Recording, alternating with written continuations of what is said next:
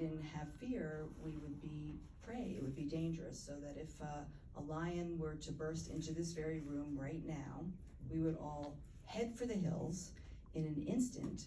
Nobody would consciously say, oh my God, there's a scary lion in here, I could get eaten, and run, because by the time you had that thought, you'd be dead. So the whole idea of these core emotions is that they're fast-acting programs for action. And we think we have emotions in our head, but really, I'm gonna get a prop now, because everybody likes these props.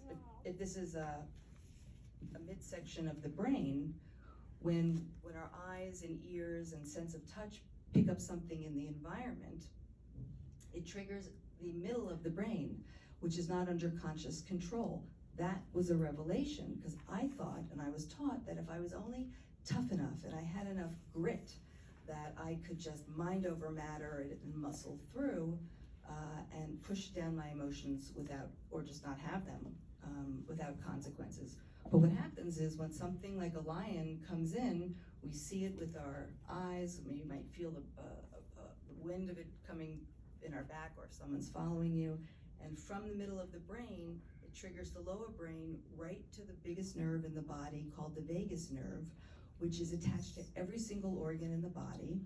And the purpose of that particular core emotion program, like fear, is to ready our body for running so that we can survive danger. We have a core emotion program for anger, which is to fight if we are attacked, whether that's a personal insult or a physical insult. This is to protect ourselves.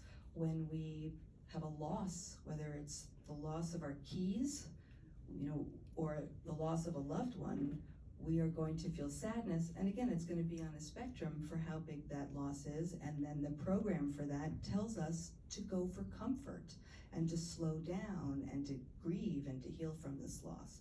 So there's 7 core emotions that I talk about on the change triangle. Can you just name them? You said fear, anger, sadness, disgust, joy, excitement, and sexual excitement, which I actually left out of this book because people have mixed feelings about sexuality, and I didn't want to give anyone a reason not to read the book. Yeah. So fair. yeah. So yes. So when